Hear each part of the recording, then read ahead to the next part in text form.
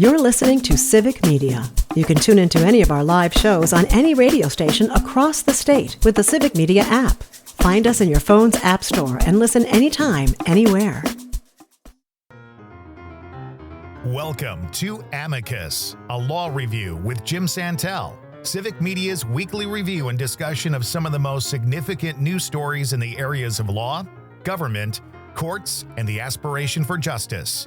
And now, here's your host, Jim Santelle.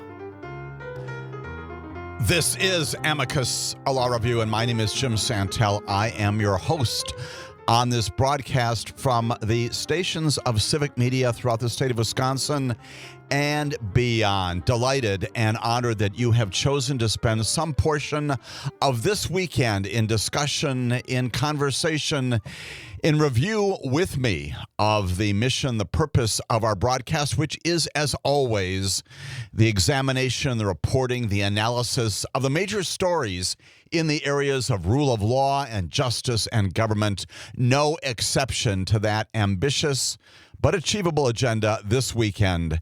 That includes, as always, your engagement with me and with my producer, Max, in our discussion of those various issues on our syllabus this weekend. You can be a part of our discussion.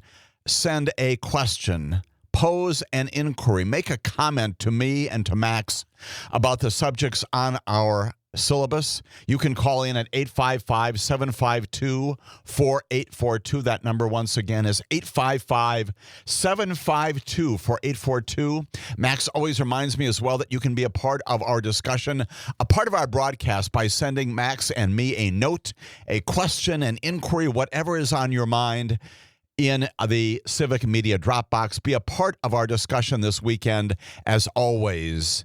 Our agenda this weekend, as in the past, focuses upon those major rule of law issues that have been percolating up for days, sometimes weeks, sometimes months, and that indeed animates all of the topics that are on our agenda this weekend. Let me tell you a bit about where we're going in this hour of our broadcast, and then also in the second hour of our broadcast.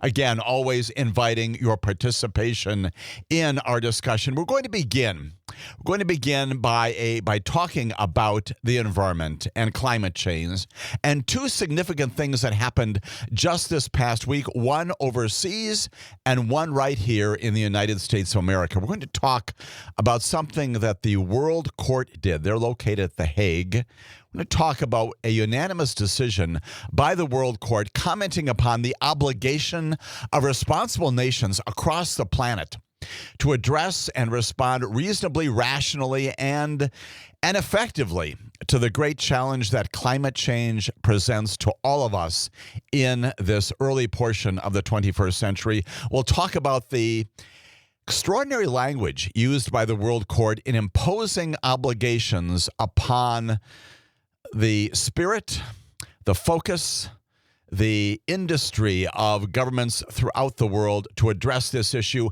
We'll talk about the connection between the World Court's order and what they described as human rights, civil rights, the basic dignity of all people to live on the planet with certainty about the future and certainty about their present status in a time of great climate change. And then coming back to the United States at the other extreme of that issue, we'll talk about what the Environmental Protection Agency appears to be underway, what they're doing right now, and that is revising dramatically their greenhouse gas emission policy. We'll talk about how that's been in place for a long period of time, the expertise that produced that, and what is probably going to be happening with respect to the rescission, the removal, the withdrawal of some major, not just the language of the policies inside the EPA, but also rescission of policies that would have promoted a greater production of electric vehicles in the future, tail gas emissions. We'll talk about those two cases in the area of the environment. We necessarily then stay in the United States to talk about, as we always do, the important decisions of federal district court judges. We've got at least two, if not three of them just this past week. Very interestingly, fascinatingly, on the docket, not only of our discussion, but that of the United States population generally.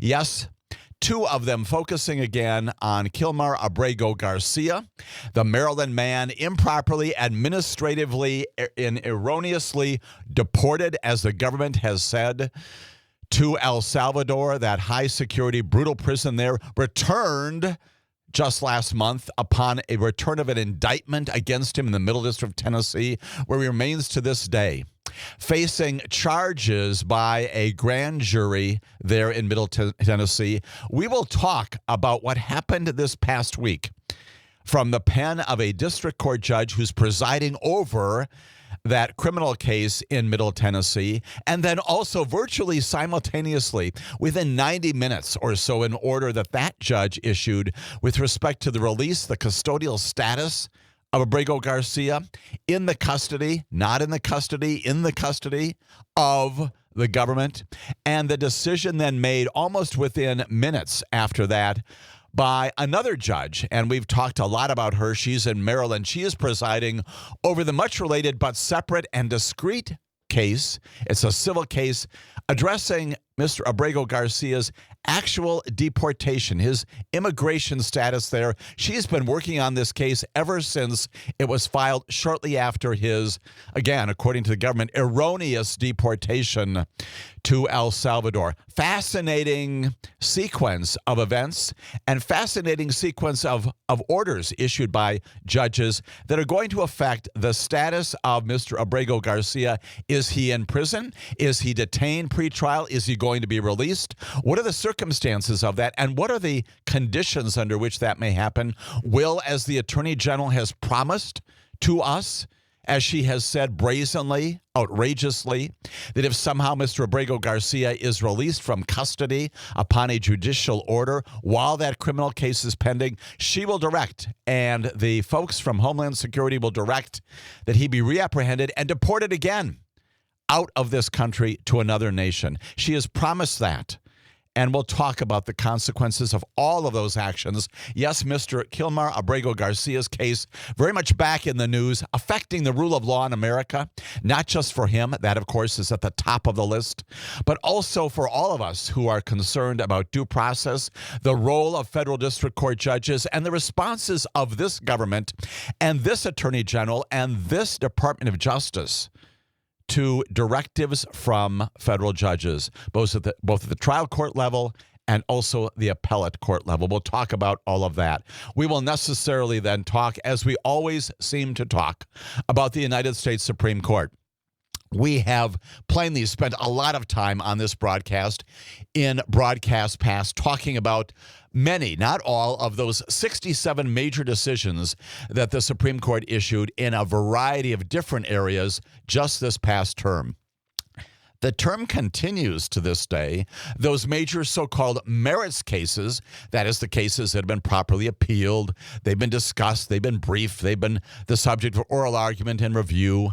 A process has gone forward to produce those opinions, which we've spent a lot of time talking about, including, yes, indeed, that case involving nationwide injunctions, that case involving religious claims by parents to prevent their students from hearing about various stories in storybooks in Maryland, a variety of other things having to do with the Affordable Care Act, having to do with guns in America and ghost guns, and Mexico's attempt to try to hold gun manufacturers liable. A great variety of things before the Supreme Court on their merits docket.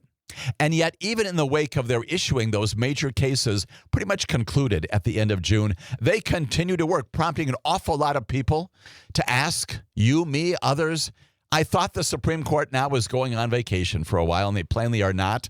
They do not go away during the summer, and they typically do issue from time to time decisions about the cases that they will take up in the next term, and they're doing that. And they also still continue historically, and certainly in this term, as in the prior term of Donald Trump, they continue to issue these emergency docket orders. This is the so-called shadow docket, about which we've complained an awful lot on this broadcast. By my count, about 20 of them just in the last 6 months or so. We'll give you some more statistics about the significance of the change in the number of emergency orders issued by the Supreme Court between the time of the 16 years of the time of the Bush administration, the Obama administration, about 8 of them altogether, 4 of them granted. We have now had 20 of these applications just in the first 6 months of this term of the Trump administration alone. And we will talk about what that means, again, the consequences of that, why that's important. And yes, the focus, once again, just this past week, 2 very significant emergency orders entered by your Supreme Court. Same kind of process. No review, no oral argument on this. Yes, there's some briefing done, some petitions made. Issuing orders, that is the Supreme Court issuing orders without that process going ahead. 1-sentence, 2-sentence orders resolving the applications for emergency appeal. One of these from the government, another one of them, interestingly, very interestingly, coming from some Native American Indian tribes in the 8th Circuit, asking that a major case, which will percolate up again in the coming term involving the Voting Rights Act, asking that the United States Supreme Court intervene and stop the application of an 8th Circuit decision with respect to the applicability, the use, the invocation of the Voting Rights Act of 1965. In both of these cases, both emergency appeals, in very different kinds of situations, in both of them, the Supreme Court granting the applications, one's for the government related to the Consumer Product Safety Commission. We'll talk about that. The other one related to the Voting Rights Act in the 8th Circuit. Completely different issues, completely different focuses down the road.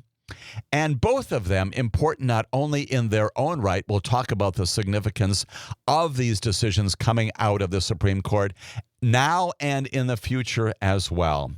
And we're also going to chat about another thing that happened just late this past week, having to do with sanctuary cities and a judge making a major determination about a lawsuit brought by the administration. This is the reverse. This is the Trump administration filing a lawsuit against a municipality just to the south of us here in Wisconsin, in Chicago, alleging that the conduct of municipal authorities in Illinois, in Chicago, undermine the safety and security of our nation. We'll talk about that. We'll tell you what a federal district court judge there did just this past week in shutting down that lawsuit by the federal government. And then in our second hour, after all of that, and that is a lot, we are then going to turn necessarily back once again to the Jeffrey Epstein matter. And we'll take your phone calls about all of that, the Jeffrey Epstein matters, in our second hour. But in the first hour, all of these things related to the rule of law and government, due process, and justice in America. Stay with us for all of that and more.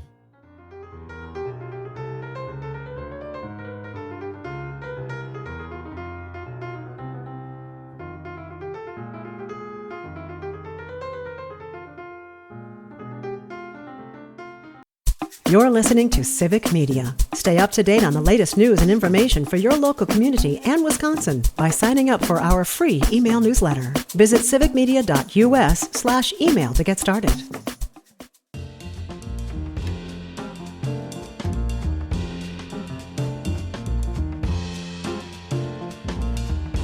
My name is Jim Santelle. I am your host on Amicus, a law review this hour and next hour as well. Again, so very pleased that you are spending some time with Max, my producer, and me this weekend talking about these major issues in the area of law and government and the aspiration for justice in our nation and around the planet. And that is where we begin another programming note, and that is we are, yes, going to be addressing what seems to have occupied this imbroglio called the Jeffrey Epstein, Ghislaine Maxwell matter in Washington, D.C. We're going to talk about that in our second hour this morning, going to give you some perspectives of what we know and what we don't know, what the truth is and what we are speculating about. And by me, I do not mean you and me. I mean the folks in Washington, D.C. who have turned this into a parlor game. We'll talk about a thing called Occam's razor. Occam's razor, which many of you know well, this notion that the simplest explanation about things in life is almost always the right one. We'll talk about why that is so applicable in this situation and all the conspiracies within conspiracies that unfortunately are animating this thing in Washington. diverting attention from more important issues like education and healthcare and agriculture and labor and commerce and international relations and, yes, indeed, environmental issues. Why all of that needs to be put in context and also some commentary about our United States Department of Justice. But before we get to that, let us talk about the environment. Perhaps as many people, including now a major tribunal, have referred to it as an existential threat.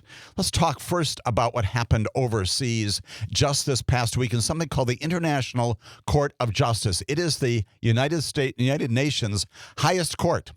And although the United States follows what the UN Court, the International Court of Justice, says and does, sometimes called the World Court, the reality is we do not subject ourselves to the jurisdiction of it, have not done that under administrations present and past, but watch it carefully and thoughtfully and regard it as a legitimate court, even though not exercising jurisdiction over us and our government here in the United States of America. Even so, it is a significant thing that just this past week, for the first time in its history, at the request of the United Nations itself, of which we are a part, as you know well, the UN Court weighing in on what it called the urgent and existential threat of climate change, describing it as this major issue that implicates the actions, the conduct of governments and peoples throughout the world. It was the first time that the court,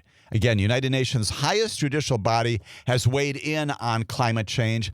A unanimous opinion from the members of the Court of Justice saying that the failure of nations across the planet to take action to protect the climate system on our planet can constitute, this is their language, an internationally wrongful act, coming in awfully close to talking about criminality, an internationally wrongful act. The court also finding that protection of the environment, in their words, a precondition for ensuring what? For ensuring human rights. And they cited government support of fossil fuel production as a potential violation of those principles. It is an internationally wrongful act to fail to protect our climate, and it's a precondition to human rights, to basic fundamental human dignity across the planet. Every nation, I would offer, including ours as well, even though we are not subject to the jurisdiction of the UN Court, it is a precondition to human rights, fundamental dignity, fundamental notions about the way that we live and quite literally breathe in America. Judge Yuji, who's the president of the court, said this. He said, "The environment is the foundation for human life upon which the health and well-being of both present and future generations depend."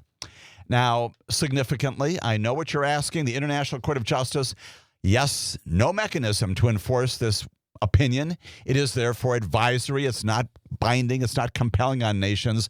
But it's an important statement about legal principles on the findings that the court makes, could have and should have, right? Should have far-reaching influence on litigation in the courts around the world, including our courts right here, should have an impact upon international negotiations, the Paris Accords, the treaties, those kinds of things, on climate policy and funding. The United Nations General Assembly, of which we are a part, we're also part of the Security Council, of course, among the major leaders of the UN, requested this opinion after what can only be described as a very animated, a spirited, years-long campaign organized by law students from around the world. It led to a 2-week hearing in December. And at that time, about 100 countries and various organizations and experts addressed the court hoping to influence the opinion. And so we get, from the 15 judges, answers to the questions that was posed to them, including what countries are obliged to do under the existing international laws and treaties to protect our system, to protect our climate, the environment for the future, in particular, greenhouse gases. Keep that in mind. We'll get back to that. And what the legal consequences are, if any, by the acts, the omissions, as lawyers and judges like to describe them, if in fact they cause significant harm and fail to do anything.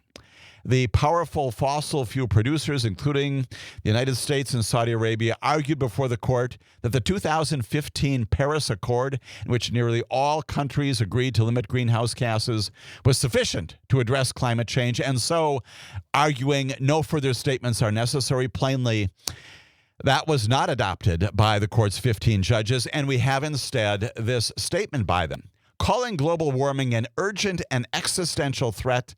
At this decision, this ruling, these proceedings in The Hague, closely watched around the world and should be closely watched by every American, every citizen concerned about the future of our nation, the future of the globe. We are all partners in this. When we come back, we'll do the juxtaposition at the other extreme on what our EPA, our Environmental Protection Agency, appears to be doing right now, completely contrary to what The Hague Court said just this past week. We'll do that as Amicus, a law review, continues on the broadcast stations of Civic Media.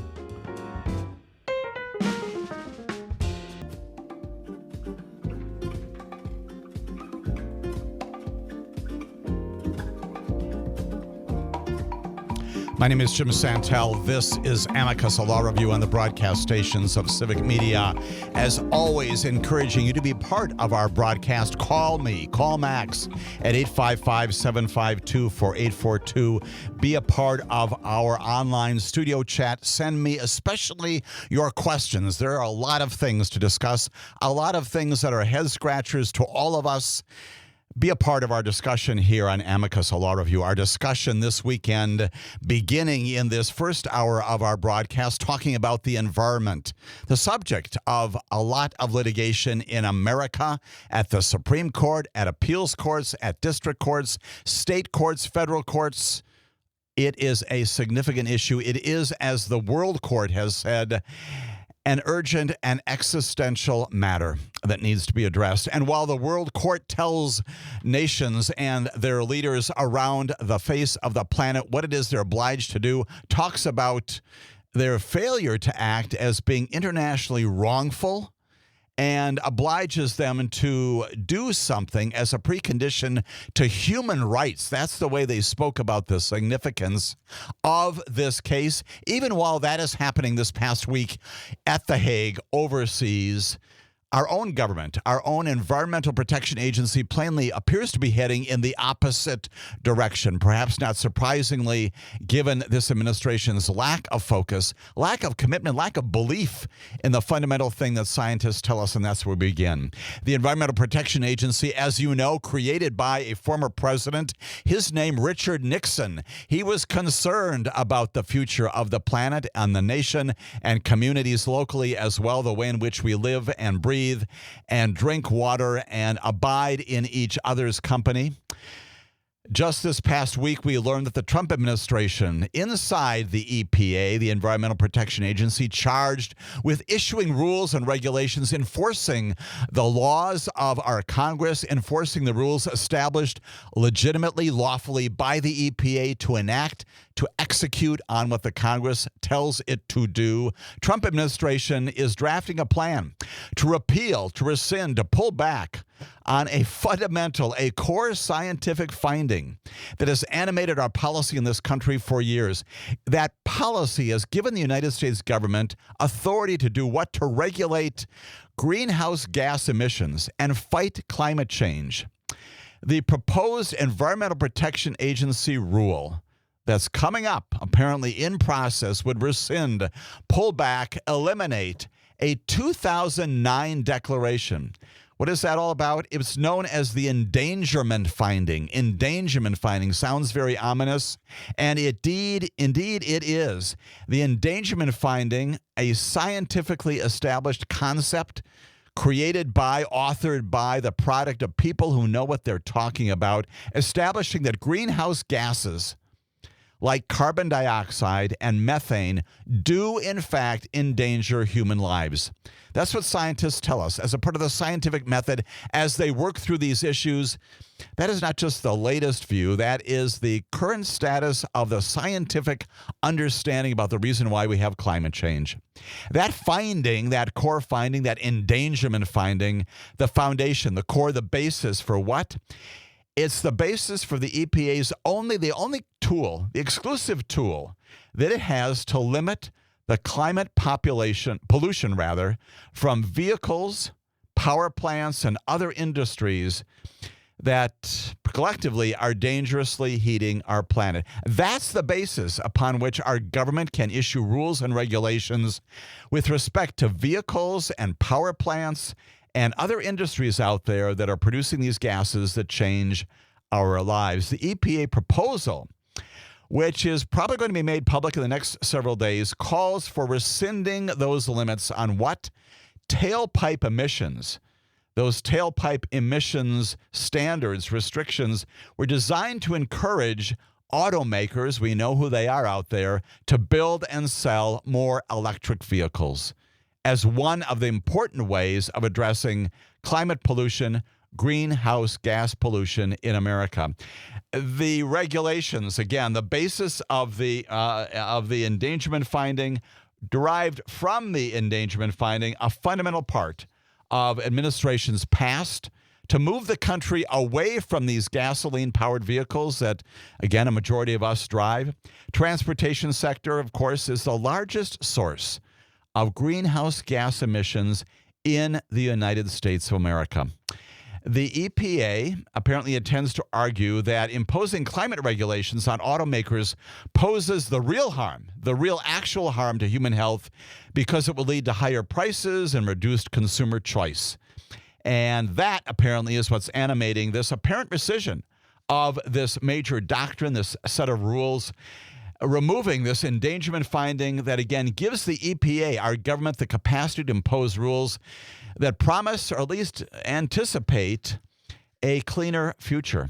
Going in the opposite direction here in America from what the UN court, the court at The Hague, the International Court of Justice is telling us that we must do, and describing, therefore, what the EPA is doing as an internationally wrongful act. Appreciating, of course, that what we do here in the United States does not just affect us here in the 50 states and territories of our country, but affects people worldwide. Wild divergence this past week. Rule of law issues, climate issues, government issues in the area of the environment, plainly more controversy, more action and government inaction as that issue moves forward. Let's change our focus a bit to federal district court judges in the United States of America. We have talked about them a lot in the context of these many executive orders that the president has issued in the past 6 months. Well in excess now of 100 of those, most of them being the subject of attacks in the federal district courts.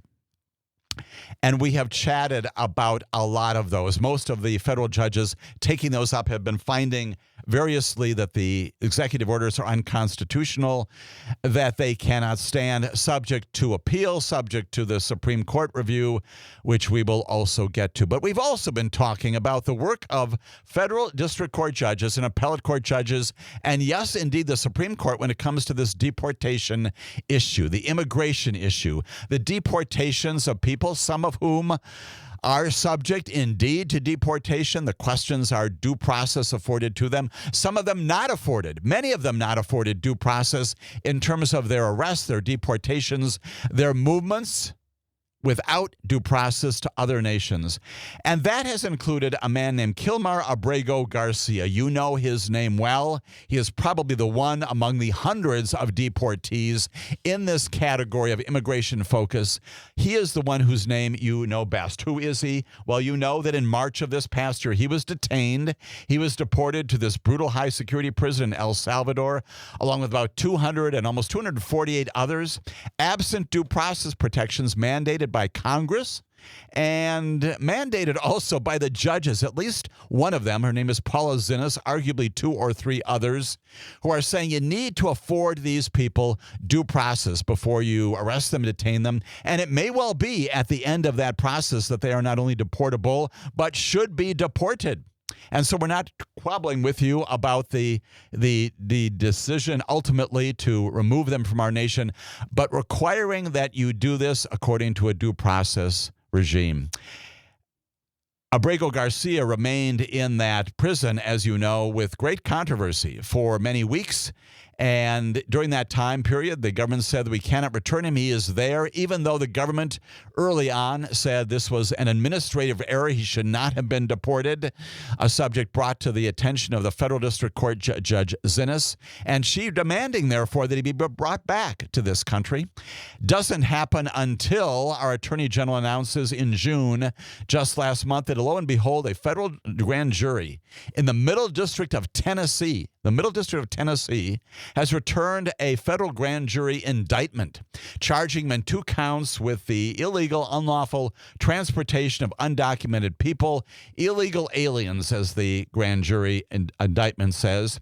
Other allegations nestled into that narrative account, which we've talked about. And based upon that, Abrego Garcia is brought back to the United States of America from that prison in El Salvador, and he has remained in custody in the Middle District of Tennessee to this time, to this day, awaiting trial on those counts. He's no longer overseas. He's no longer in that high-security, brutal prison in El Salvador. He is now in the custody of the Bureau of Prisons in the Middle District of Tennessee, awaiting trial. And while awaiting trial, he has been subject to questions about whether or not he should be released pending trial. We've talked about this a lot in other contexts. You know the standards well because it now trips off your tongue. Those standards, whether or not the defendant is a risk of flight, whether he or she will leave, and whether that person is a risk to the community, risk to the safety and security of all of us. Those are the 2 standards. And at least up until now, the courts there, including a magistrate judge, have kept him in custody along the way very significantly. Our Attorney General, my Attorney General, her name Pam Bondi, has said notoriously, wildly, that if indeed a judge should release Abrego Garcia while he's awaiting trial, which is routinely done, not always, but can be done, nothing wrong with that. If that happens, she said, I promise you that I'll send the federal law enforcement authorities to pick him up again and deport him a second time, even while he's waiting trial on this grand jury indictment in Middle Tennessee. That, I would offer to you, is outrageous, and it is important because it animates what happens this past week. We've got 2 judges. I'll introduce one of them to you. I suspect you have not heard his name before, but you'll hear a whole lot more about him. His name is Waverly Crenshaw, Crenshaw. He is in the Middle District of Tennessee. He is the judge, the federal district court judge there, who has been assigned responsibility for presiding over the criminal case, that indictment against Abrego Garcia. He is doing pretrial matters, motions, and hearings, all those kinds of things that attend any trial, any federal trial, any state trial as well. When it comes to the pretrial proceedings, he is responsible for those, and he will oversee the trial itself of Abrego Garcia on those counts in the grand jury indictment returned by the grand jury. Now, he also has jurisdiction, of course, over the defendant, over the body that is before him. That's Mr. Abrego Garcia. And he has looked at all of this, and he has said a number of very interesting things just this past week. He said, first of all, as I look at the evidence, and yes, indeed, it's not a trial, but as I look, he said, at the evidence that the government has presented, at least initially, in support of its statement about the future of this trial, what it's going to present, but also, significantly, the reasons why Mr. Abrego Garcia is a danger to the community. He said when the government has presented that preliminary, again, not final, not exhaustive, presentation of its evidence, he calls it a poor attempt by the government to tie Mr. Abrego Garcia to all the bad things that are alleged in that indictment about him. Talks about it being insufficient from his perspective. He's not the jury, but from his perspective early on, throwing cold water on the notion that this indictment somehow incorporates and conveys compelling, not even close to beyond a reasonable doubt type of evidence. And beyond that, he says this: when I look at Mr. Abrego Garcia from Maryland, his family is still there. He has been here legally, administratively in error deported. He says, I don't see a reason to do that. I don't see a reason to keep him in custody. So he orders that he be released. He is not a risk of flight, Judge Crenshaw finds, and he is also not a danger to the community. And almost immediately after that, Judge Paula Zinnes in Maryland issues another order related to that order of Judge Crenshaw. About 90 minutes, When we come back, I'll tell you what Paula Zinnes does in another district in Maryland with respect to the status of Abrego Garcia. It is a fascinating legal, jurisprudential, rule of law issue percolating up this week. We're talking all about it here on Amicus, a law review. You're listening to Civic Media. Find the latest news, information, and archives of all your favorite shows on the Civic Media website, civicmedia.us.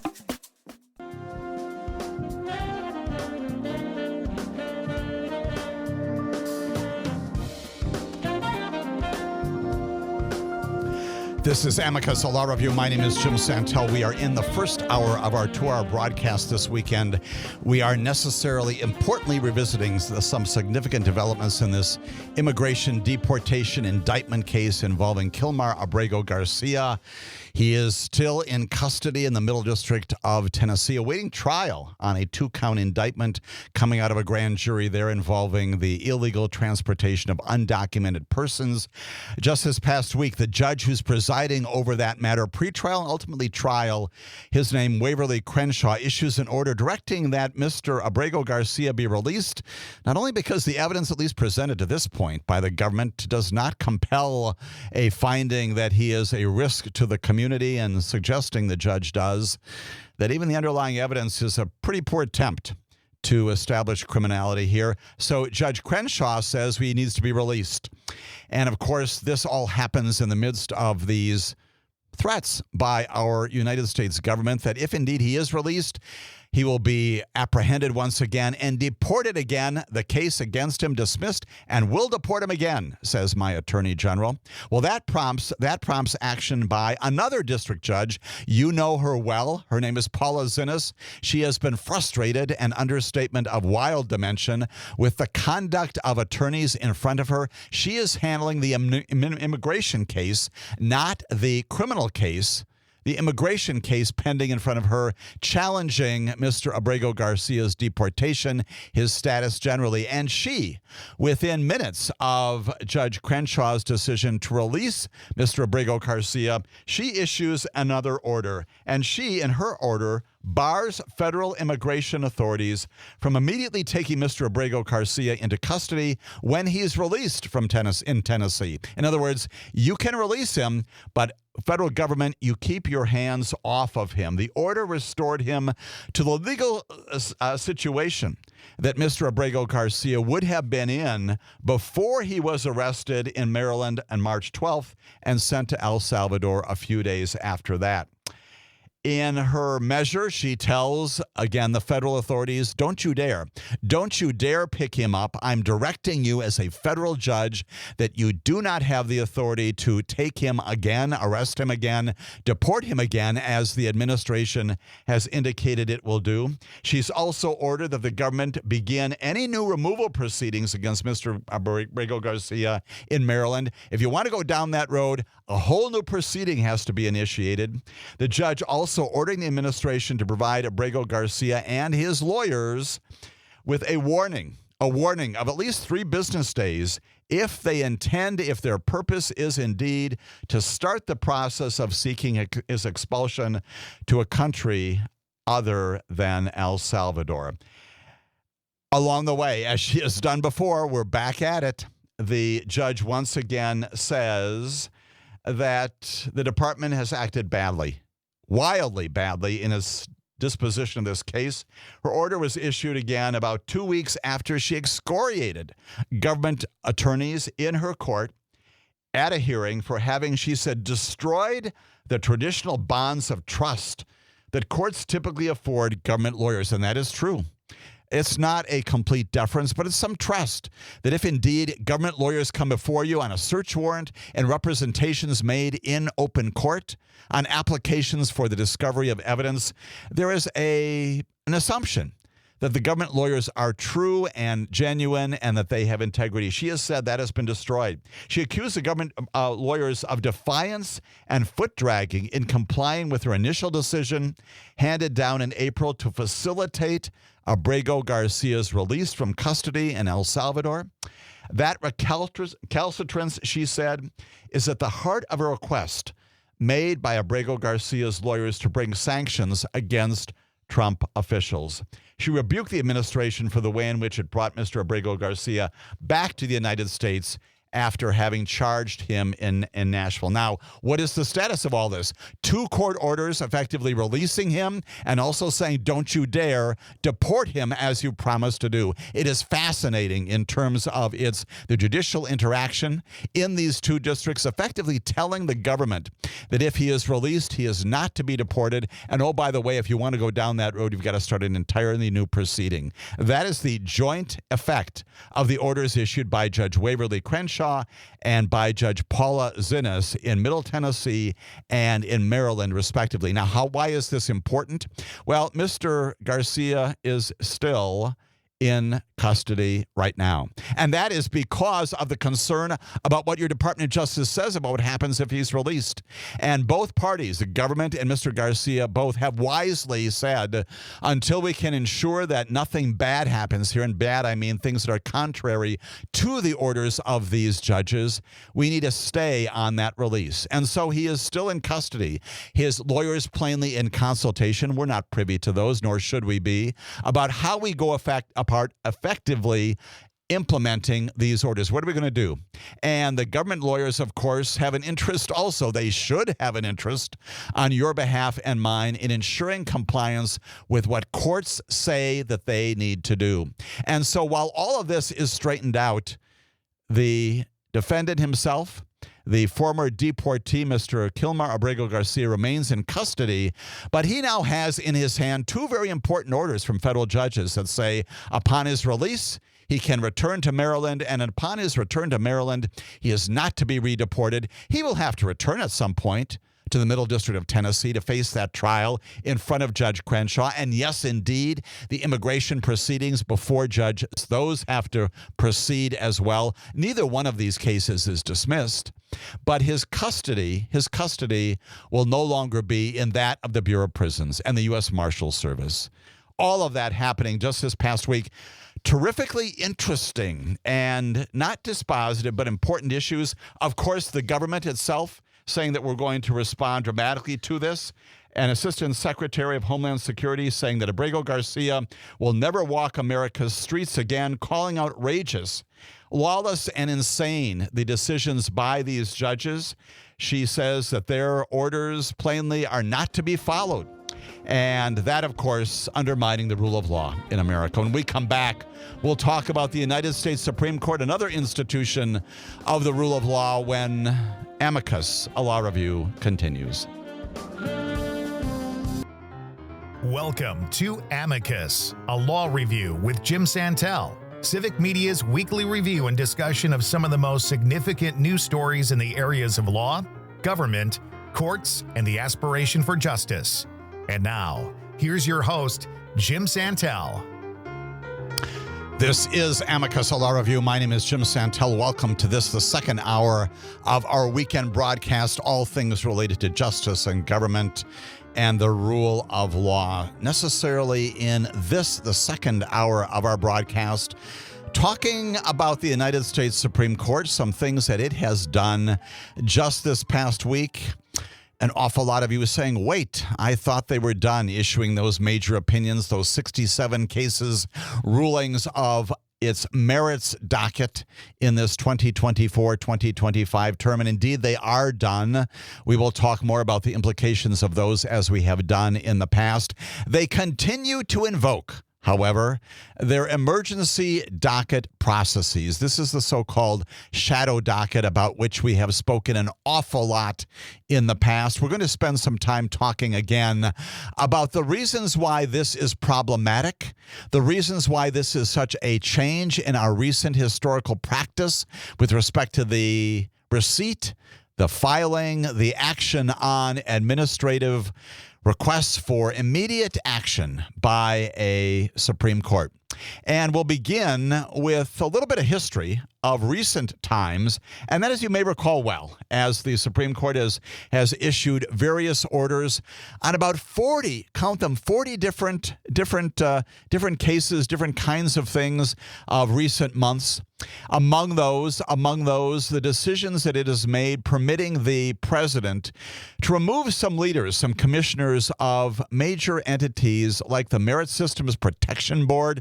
That's the commission that reviews the hiring, the firing of federal employees when they feel aggrieved by employment decisions made, and also by the National Labor Relations Board. In recent cases, the Supreme Court, upon the application of the government, of the administration, of the Inspector General, being asked immediately to entertain overturning the lower court decisions that have preserved the jobs, the positions of those commissioners on the Merit Systems Protection Board, the National Labor Relations Board, even as the litigation as to them goes on in those lower courts. And in those two cases, as in many, many others, the Supreme Court has said, sure, go ahead.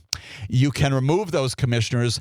And they're doing that without providing explanation, without description, without the kinds of explanations and descriptions that we see in all of those other merits decisions that we've talked about, the 67 other cases. And indeed, it's happened again just this past week in two different areas, two very different cases, two very different results, both, however, invoking once again the emergency docket, both raising the issue of why. Why are we doing these things, even if you agree or disagree with the ultimate decision, not getting a result? Just this past week, the Supreme Court, in one of its two latest invocations of the emergency docket, has allowed the president to terminate the positions of three members of the Consumer Product Safety Commission, CPSC, the Consumer Product Safety Commission.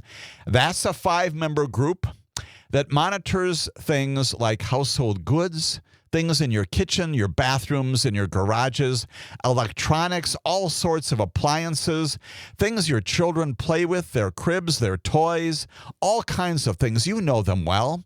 You encounter them indirectly every time you walk into an appliance store, an electronics store, a toy store, virtually any commercial area where you buy things in a consumer capacity. The court's brief order, again, as it is in all of these cases, unsigned. That's typical.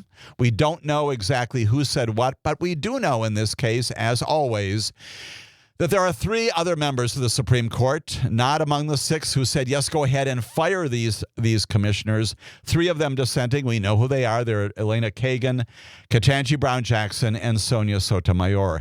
The order cited as its reasoning, that is the majority order, a previous decision involving the leaders of these 2 other independent agencies. That's why these cases involving the Merit Systems Protection Board and the National Labor Relations Board, that they are apparently now being viewed as precedent, even though there's no description of the reason why the commissioners of those boards were fired. Supreme Court says, well, we've done that before, we're going to do it again. And without justifying the terminations, without in any way explaining why it is the president's decision to terminate these particular people is lawful, constitutional, rightful under the law, consistent with what the Congress had done when it created this, yes, independent agency. The president, as an aside, not the head, not the chief of the Consumer Product Safety Commission. No authority to oversee what they do. That's the congressional mandate. No explanation from our Supreme Court about why it is then he has the power to terminate the positions of these commissioners. We suspect that these commissioners got the attention of the president by virtue of the fact, and targeted by our president, by the fact that they had cast some votes to stop the importation recently of some poorly made lithium-ion batteries. That's the kind of thing we would like the Consumer Product Safety Commission to do. Why? Because if they, as scientists and people who know what they're talking about, make the decision that some products coming into our nation arguably being sold on the shelves of our commercial places, if they make make those decisions, we want them to be enforced. They said we don't want these particular lithium-ion batteries in our consumer ambit because they pose a safety risk to Americans. And oh, by the way, these three commissioners, their names are Mary Boyle, Richard Trumka, and Alexander Hone Sarek. All three of them were also objecting to some recent staffing cuts, saying that we can't do our jobs well. We can't protect the American public, its consumer rights, if in fact we don't have enough employees to investigate, to determine whether or not products and goods in with our children, with our adults, whether they are properly on the shelves of American stores. And so they complained. And they issued this vote with respect to batteries, attracting the attention of our president, who has fired them, and done so illegally. Like the firings of those from the other commissions, the Merit Systems Protection Board, the National Labor Relations Board. Now we add to the list the Consumer Product Safety Commission. These are illegal. They are illegal. The Congress has established these entities as independent. They are not subject to review by the president. That's the whole purpose behind it. They can be removed if, in fact, there is good cause to do so based upon some malfeasance, some nonfeasance, some misfeasance that can be identified. And even then, there is a process for doing that. You don't fire commissioners like this because you don't like their decisions. That's what they've been charged to do. You don't fire them because they're exercising their First Amendment rights, which we'd also expect them to do, to talk about the mechanisms by which they can and cannot do their jobs with reduced staffing. They are gone. And again, the underlying litigation challenging these firings, that continues. But for practical purposes, it means that they are gone. And even as the lower courts, as the Supreme Court has said, they can continue to entertain the arguments about the constitutionality and legality of all this. But why then, Supreme Court? Why then an emergency application to go in? Why is it so urgent to fire these people right now? They've been in place for a long period of time. Why do we need to fire them on this emergency application, urgent docket? Because what? The interests of justice compel that if they stay in their offices 1 hour longer, a day longer, a week longer, somehow something horrific will happen. It's just the opposite. And something horrific now happens when these commissions, these boards do not have the staff, the professional staff, the executive staff at the top to do their jobs.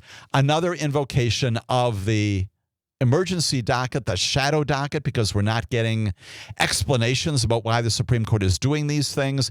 And we'll get back to that after we talk about the other application of the emergency docket just this past week. An entirely different set of facts. This one has to do with the Voting Rights Act. And it comes out of the Eighth Circuit Court of Appeals, but also out of Louisiana. You may recall we talked about this briefly in our exposition of some of the major cases on the merits docket coming out of the Supreme Court just this past term. There was this case coming out of Louisiana. And among all the 67 cases, this is the one where the Supreme Court curiously had us scratching our heads. Oddly, they said, you know what? We're not doing anything with that one right now. We're going to reschedule this case for oral argument, maybe some more discussion. We're going to redefine the questions that we're going to be asking the attorneys in this case. It comes out of Louisiana on, yes, once again, a gerrymandering challenge to line drawing there of districts in Louisiana. It has to do with the Voting Rights Act and Section 2. That's the basic protection against discrimination based upon color and language under this major civil rights legislation in the 1960s. That case not resolved. And the Supreme Court says, you know what? We're not going to address that right now. Bring that back in the next term. And there's an awful lot of thought that maybe, just maybe, the reason why they did not resolve that case is because there's internal fighting, as there often is, about the very legitimacy of the Voting Rights Act itself. Maybe there's some discussion about how broadly we should be going in terms of addressing this Louisiana case in connection with the entire legitimacy, the constitutionality of the Voting Rights Act itself. And I say all that as prelude, as an anticipation of what comes next. And that is what the Supreme Court did just this past week in a case that might curiously be related to the Louisiana case and the odd disposition of a number of weeks ago. Supreme Court, just this past Thursday, preserving on its emergency urgent docket It says it's going to preserve the Voting Rights Act and does it on the emergency docket, again, without any explanation. We'll get back to that. Preserving the status quo of the Voting Rights Act for the entire nation, including the states. They're basically the Midwestern states just to the west of us, the 8th Circuit states, including North Dakota, South Dakota, Nebraska, Minnesota on down to Arkansas, just to our immediate west here, 7 states there altogether, preserving the status quo in guaranteeing voters, at least for now, the right to sue, to bring litigation, to bring a lawsuit, to enforce rights under Section 2 of the Voting Rights Act of 1965. Now, I might say, well, gee, what is this all about? I thought we could sue under the Voting Rights Act, and yes, indeed, that has been the law of the land ever since the Voting Rights Act was signed by Lyndon Johnson, passed by the United States Congress a long, long time ago in the mid-1960s. At issue in the North Dakota case is Section 2. That's the basic core case, the core provision of the Voting Rights Act, which makes race-based discrimination illegal.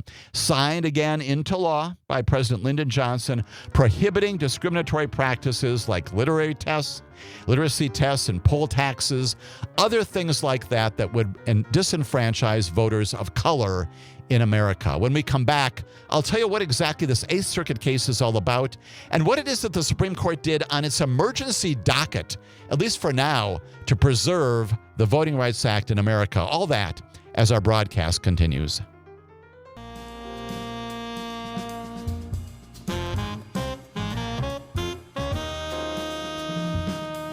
This is Amicus, a law review. Thank you once again for spending a portion of your weekend with me and my producer, Max, talking about, as we often do, seemingly every broadcast about the United States Supreme Court. We do that because it is important to know about. It's important to understand what it is they're doing and what they're not doing when it comes to this emergency docket.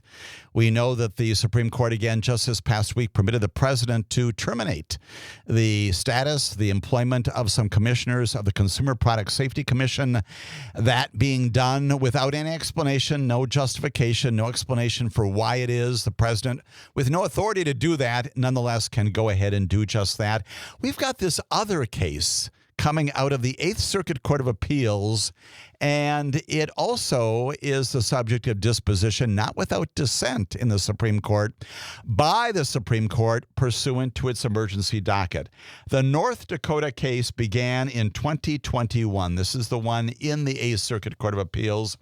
The Republican-dominated state legislature in that particular state implemented a revised redistricting plan. We have seen this in legislatures virtually in every state of the nation. It was challenged by 2 Native American Indian tribes, and they contended that by virtue of the lines that were drawn, the redistricting map diluted Native American voting strength and violated, therefore, Section 2 of the Voting Rights Act, which prohibits discrimination in voting and elective processes based upon race. The tribe said in particular the result of the redistricting was that for the first time in 35 years in North Dakota, no Native American candidates were serving in the North Dakota Senate.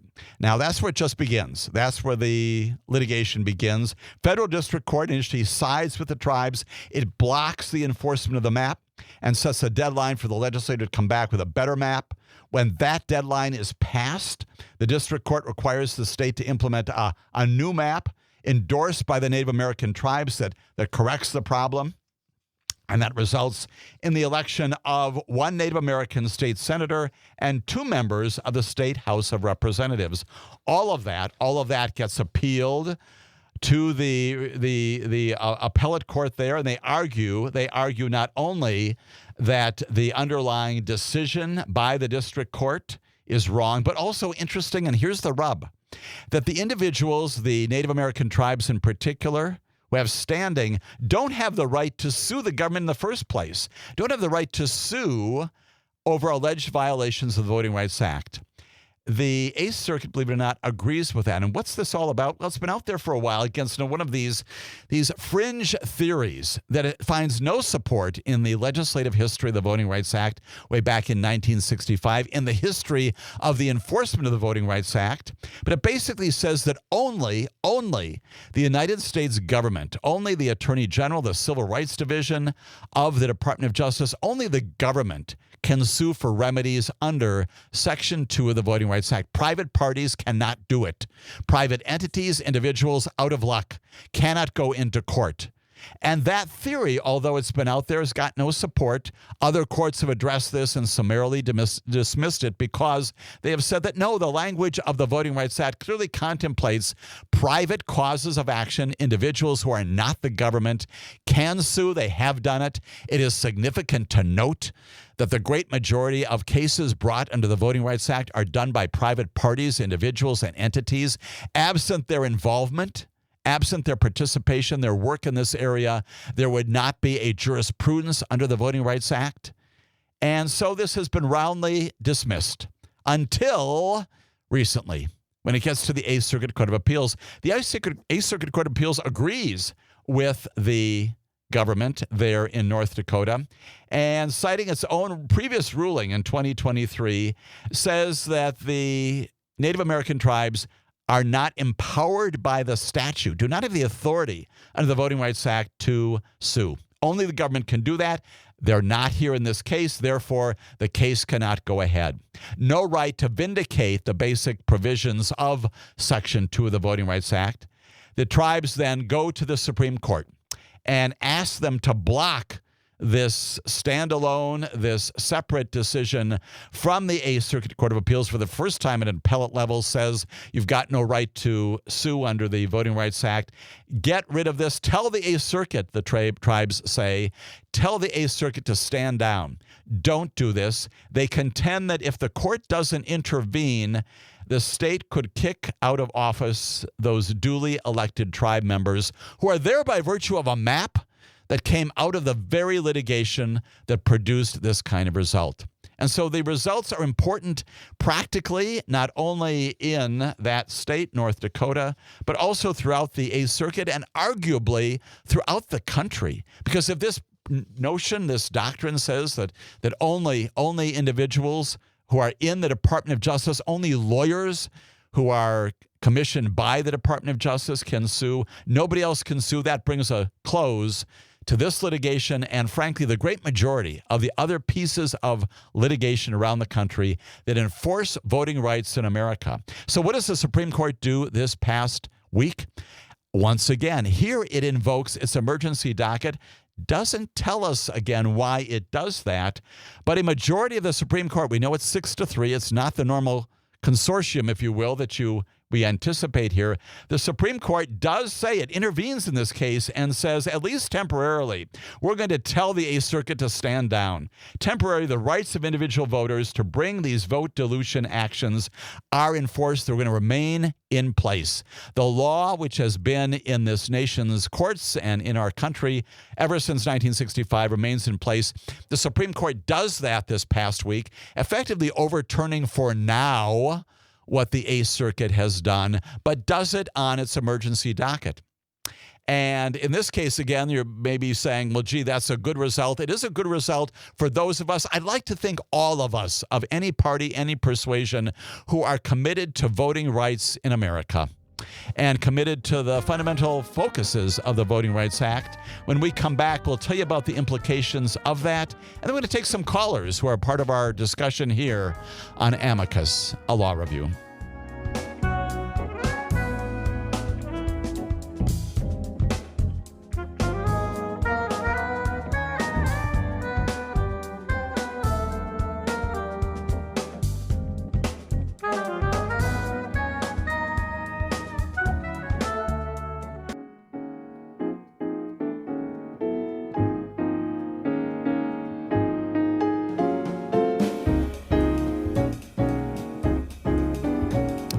This is Amicus, a law review. My name's Jim Santelle. Thank you for once again joining me this weekend. We are talking, as we necessarily have to do, about the United States Supreme Court and its continuing invocation of this emergency docket application. We know that in this term alone, the government has gone to the Supreme Court on 20 different occasions, virtually all of those granted by the Supreme Court in matters of great import. We'll get back to that. Just this past week, once again, granting the government the capacity to fire members, commissioners of the Consumer Product Safety Commission, and then going out to the Eighth Circuit and saying, you know what? In the decision that the Eighth Circuit has made that prohibited people, including Native American Indian tribes, from going ahead to challenge the decisions, the voting-related decisions there in North Dakota, that the Eighth Circuit is wrong and cannot limit the litigation going ahead, preserving the representation of the Native American population there in North Dakota in the Assembly and the Senate. A fascinating result, which many of us, I would say all of us, should embrace. But once again, underscoring, because there's no reason for it, it would be great. It would be interesting. It would be appropriate for all of us to know the reasons why 6 of them said that. Is it simply because they view the law being as it should be, as it has been since 1965, and that the Eighth Circuit is an outlier and they should be stopped from imposing some other view of the Voting Rights Act? We know that there are 3 justices of the Supreme Court. Their names are Clarence Thomas and Sam Alito and Neil Gorsuch. Say they would have denied this request of the Native American tribes to suspend, to stop the Eighth Circuit opinion from going ahead. That's interesting, and that's fascinating to know. But we still don't know the reason why even this good result is the product of decision-making and judgment and applications of law and fact there inside the Supreme Court. Another example of the problem we are confronting here, especially concerning because this matter in the Eighth Circuit may in fact come back. And it may, in fact, be the precursor to not only the Louisiana case, which we talked about, but maybe this Eighth Circuit case as well, in which the Supreme Court may be addressing the constitutionality overall of major provisions of the Voting Rights Act, including the capacity to sue. We don't know. There's a huge amount of mystery behind the Louisiana case. There's now mystery behind the Eighth Circuit case. The law hasn't changed anywhere in America, but it may well. And it would be good to know that. Good to know, even in this interim stage, why it is the Supreme Court is doing what it's doing. That's the problem with the emergency docket.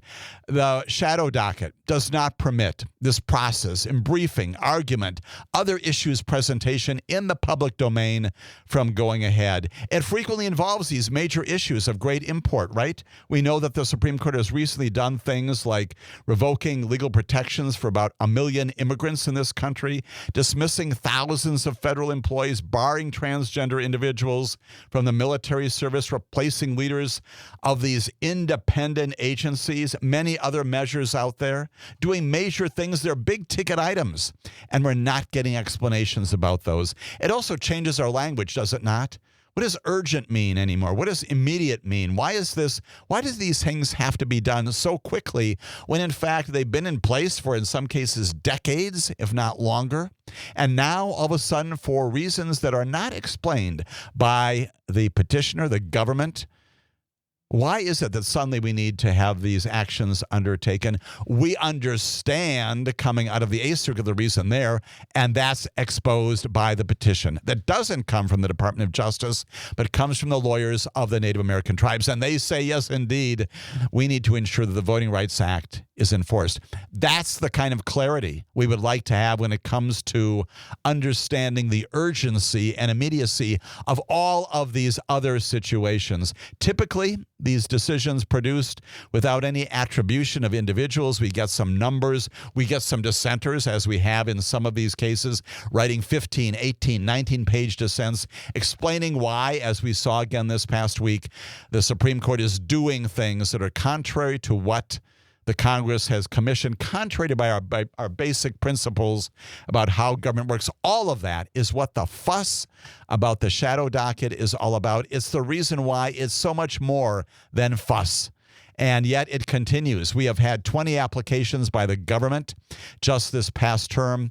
In the previous term of Donald Trump, there were 40 altogether. And just by way of comparison, in the Obama administration, 8 years of Barack Obama. In the previous Bush administration, 8 years of George Bush. 16 years of presidency, there were 8 applications from the government. Four of those were granted. Now, in the first 6 months of this term, we've got 20 applications, the great majority of which are being granted. A concern for every single American out there because of the nature of the problems being discussed and resolved and the way in which they're being done, absent the transparency that we expect of all of our branches of government, including the United States Supreme Court. Appreciate so much our callers, as always, calling in. Appreciate very much David calling in from the West Coast this weekend. Be a part of our discussion, David. Oh, thanks, Jim. Yeah, I personally think that they're just trying to crush the Magna Carta. What has been 900 years ago that the king was rounded up and forced to say that he was supposed to look out for the people. And it's pretty clear that the corporate state does not want to look out for the people. And so when you're talking about getting rid of the product safety board, just selling cheap crap and forcing us to accept it, that seems like a major part of it. But when you're talking about the voting rights, that whole principle of taxation with representation is torn apart with that. No voting rights, and you got no ability to demand voting rights. So it's, I would say that's a big part of it. But when you were talking about the Consumer Product Review Board, I was reminded of, you remember Edgar Allan Poe? One of his most famous stories was called The Mask of the Red Death. Yes. And it was about an insane king that was confronted with an epidemic outside the castle walls. And rather than taking care of the people, he decided to slam the door on the people, let the epidemic run riot, and then he was going to have a party.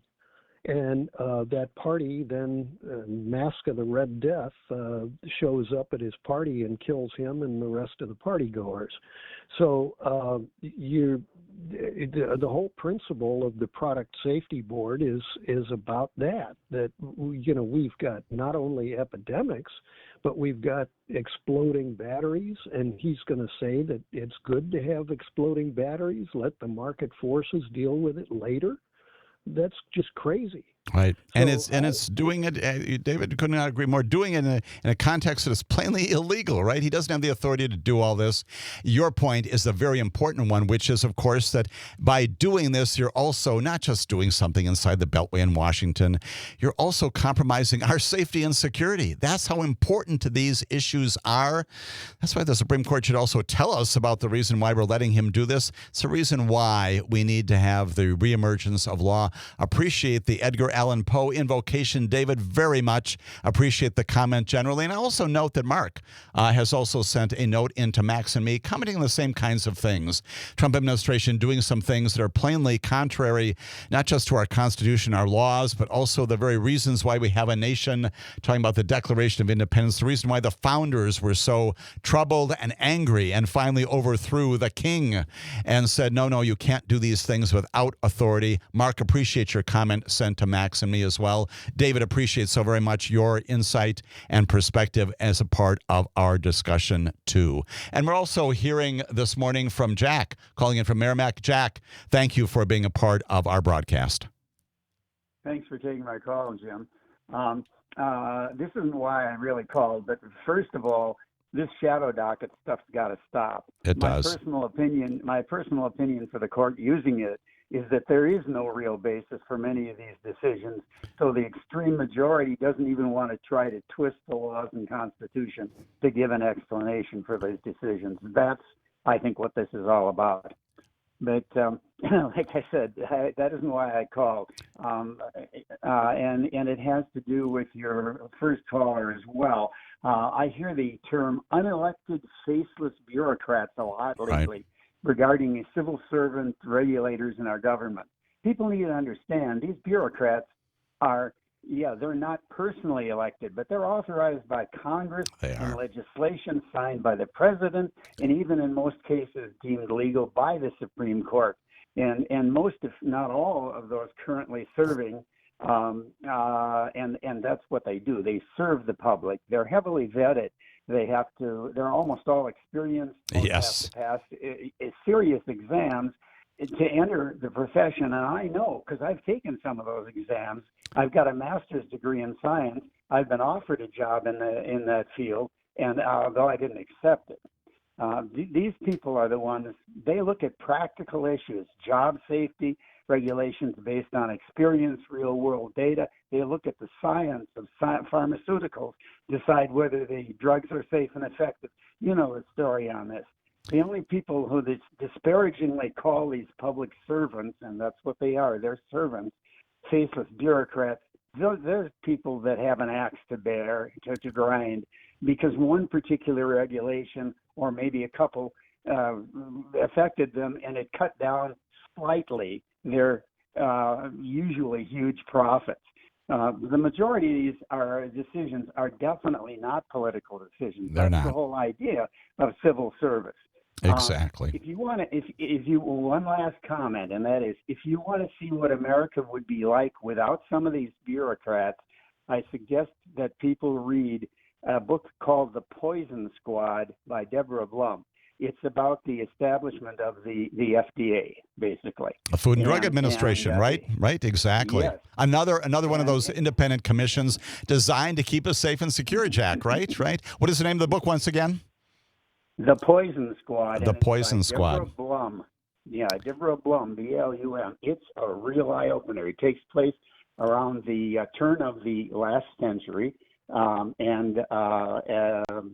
think his first name was Harvey Wiley, and his fight over 20 years to get things like heavy metals that were used to color candy that was sold to kids out of that candy.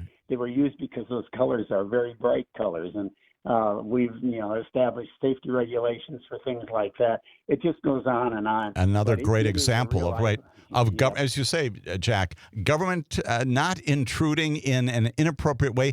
Intruding in a way in our lives that is positive and good to keep us safe and secure. I love your invocation of the word science and people who know what they're talking about. This is not the deep state. These are not these folks who are unelected bureaucrats who are doing things without any supervision. They're bringing to all of their decisions, as you've said so well, Jack, their insight, their experience, and to the good of all of us. When they depart, when they are not there with sufficient staff, and when they are removed completely, we are all compromised in addition to the compromise in our rule of law system. Jack, so much appreciate your excellent insight this morning as I do this weekend, this morning, these days, as I do that of David and Mark as well. All of that going to how our government works and the rule of law in America. As we go into our final segment, a couple of more things yet before we break this weekend. One of them has to do with sanctuary cities, and then again, a few comments at the end of our broadcast on Jeffrey Epstein. All that coming up on Amicus, a law review.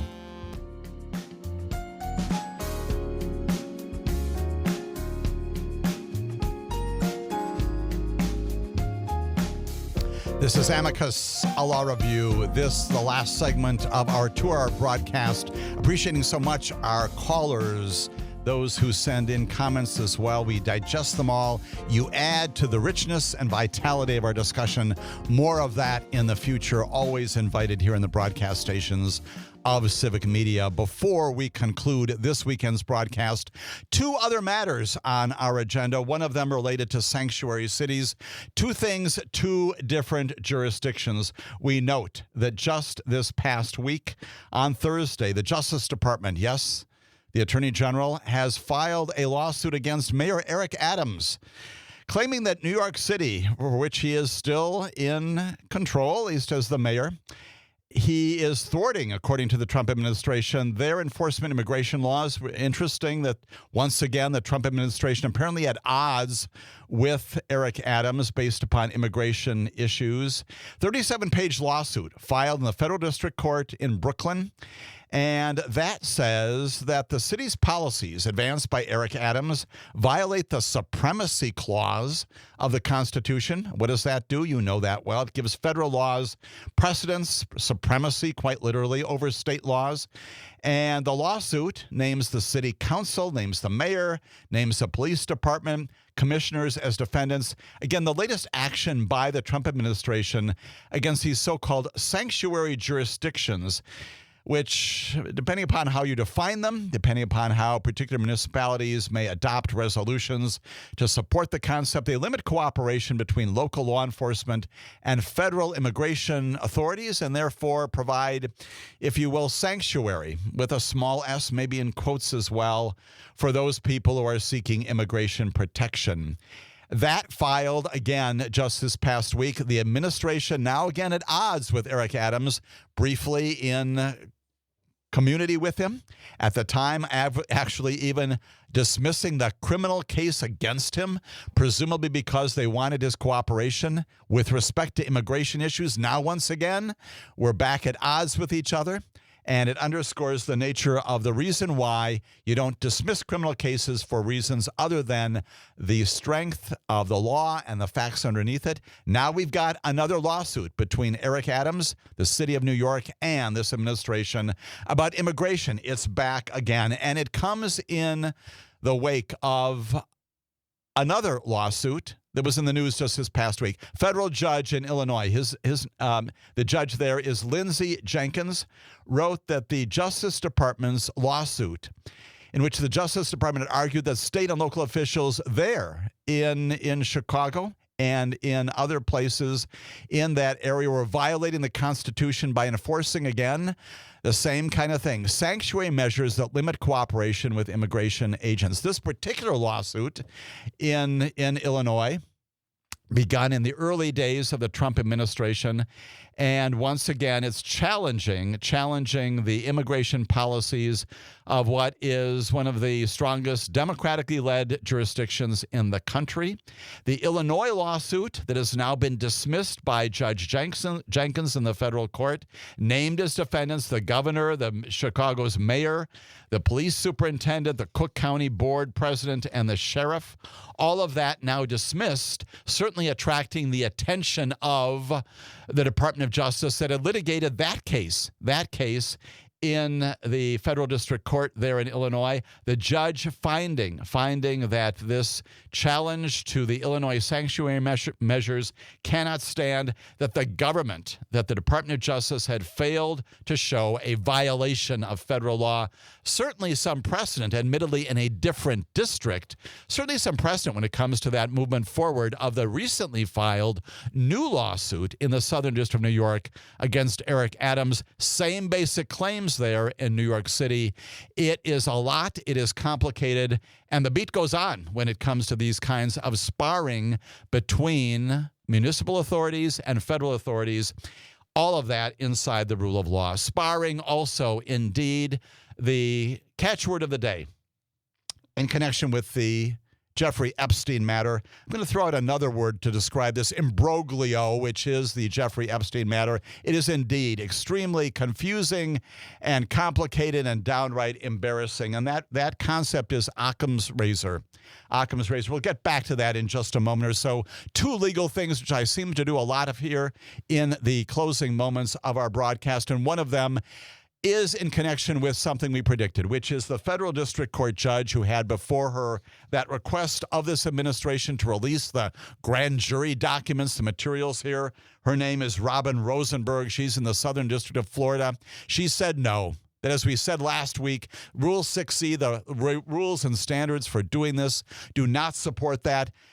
The Attorney General, the Deputy Attorney General, upon their application, they are wrong, she said, and therefore the grand jury documents are not released. As we've said before, The grand jury documents were never, ever the focus of this. Indeed, there's a larger file that plainly is in existence there. All kinds of things that the Attorney General could release if she wanted to. Business documents, recordings, reports of interviews, that still exists. But we come back to what we do know and what we don't know inside this imbroglio, and it leads to Occam's razor. What is Occam's razor? It is this notion that when it comes to competing theories or competing notions about the world, you go with the simpler explanation of what happened. And indeed, what do we know about this? We do know a number of things. We do know that a grand jury indicted both Maxwell and Epstein on horrific violations of the law involving human and sex trafficking. We know that she went to trial and that she was convicted. She's spending 20 years in prison. A jury found beyond a reasonable doubt that she is guilty of those offense conduct behaviors. We know that he committed suicide while in the custody of the Bureau of Prisons. We know that that is horrific and that's tragic, just as is the entire prosecution. All of this tragic, including especially for the victims of their offense conduct. We know as well that almost certainly there was not a client list here, but an awful lot of information that could in fact be presented by the Attorney General. The seriousness of this imbroglio continues. The simple explanation is offense conduct violative of our federal laws, and again, the subject of dispositions in our federal courts. When we come back next week, we'll talk more about use immunity and Maxwell next week. The national news cycle never stops, but it can be hard to find news about your local community. Civic Media is dedicated to providing quality local and state news coverage across Wisconsin. With the Civic Media app, you can get notifications about local stories that matter to you and your community. Find the free Civic Media app in your phone's app store and choose notifications from the menu to tell us what kind of news you want to hear about.